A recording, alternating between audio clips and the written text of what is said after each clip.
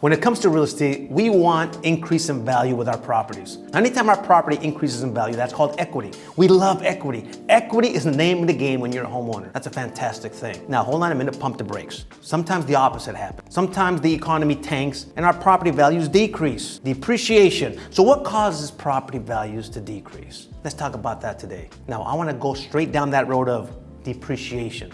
What the hell am I talking about? I'm talking about physical obsolescence. I'm talking about functional obsolescence. And last but not least, I'm talking about economic obsolescence. Those three things are big factors when it comes to devaluation of properties. Let's get straight to it. Boom. Number one, physical obsolescence. What the hell is physical obsolescence?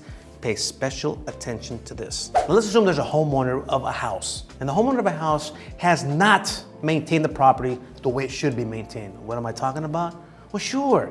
He's never changed the roof. The roof shingles are horrible. The wood floors inside are old and shabby, and in many cases, a trip hazard. Paint outside the property, the trim is horrible. The wood, it's got termites. It's got dry rot. Physical obsolescence. It's deteriorating. Now that, of course, is gonna devalue the property. It's not like the neighbor's house, which they have a more modern house, more modern features such as double pane windows, properly maintained. The lawn looks great, nice and green and lush. No, his lawn, on the contrary, is dry. It's all dirt, hasn't been maintained. Just the side of this property, you can see that it's physically deteriorating, devalues. You aren't maximizing this property. If the improvements were there, what would happen? Yeah, the value would what? Increase. And when you increase in value, depending on the size of your loan, you're gonna have equity. So, what creates depreciation in the property? Number one, physical obsolescence. The property itself is not well maintained. Got it? Or it's not functioning properly. Let's go to the next one. Next one, number two. Another way to devalue property. Functional obsolescence. Ooh, that's a good one. Functional obsolescence. Think of the word functional. Everything works. It's not physical obsolescence where things are broken, things aren't well maintained. Functional obsolescence means, yeah, everything works, but damn, it's old. Damn, it's old, meaning it's out of date. How about a wall heater, huh? Or a floor heater? This property is beautiful, however, there's no central AC, there's no central heating. You have the original stove in the kitchen. A horrible floor plan where you have a bathroom right next to the kitchen. Oh my God, that doesn't sound too good. How about a 3-bedroom house or a 4-bedroom house with just one bathroom? Everything works, but it doesn't function very well. It's not functional. How about a big house, 3-4 bedrooms with a 1-car garage? Doesn't make sense.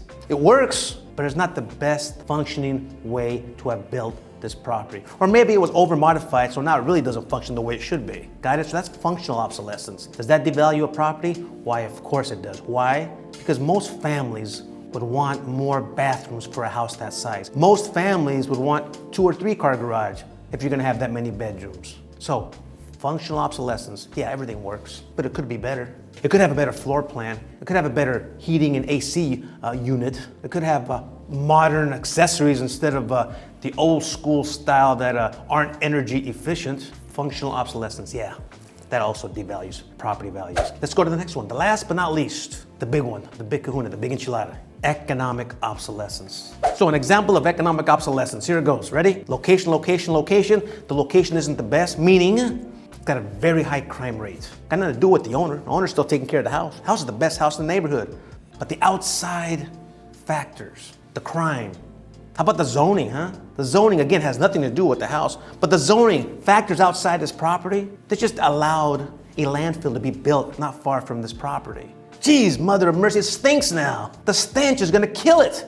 Who's gonna wanna live with the stench? How about the airport just assigned new airplanes to fly over my property? That kind of kills it. All that noise from airplanes? Maybe the chemicals that are dropped? I don't know what it is, but outside factors that are now affecting the value of this property. Again, let's go back to the homeowner, to that property in general. Looks great, feels great, great size, modern, everything's beautiful. But the outside factors, the crime, the horrible zoning, the horrible political leadership of that neighborhood.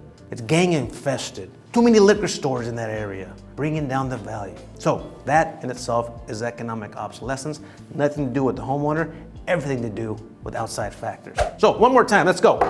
Devalue of property. What are we looking at? We're looking at physical obsolescence, we're looking at functional obsolescence, and we're looking at economic obsolescence. Those three will bring negative equity, will bring depreciation to property. And listen, you already know this, that the name of the game when it comes to real estate is we want an increase in value. We want equity. Hope this helps you out. In fact, you know what? We have a great video on equity right here. Check it out. You're not gonna regret it. We'll see you next week.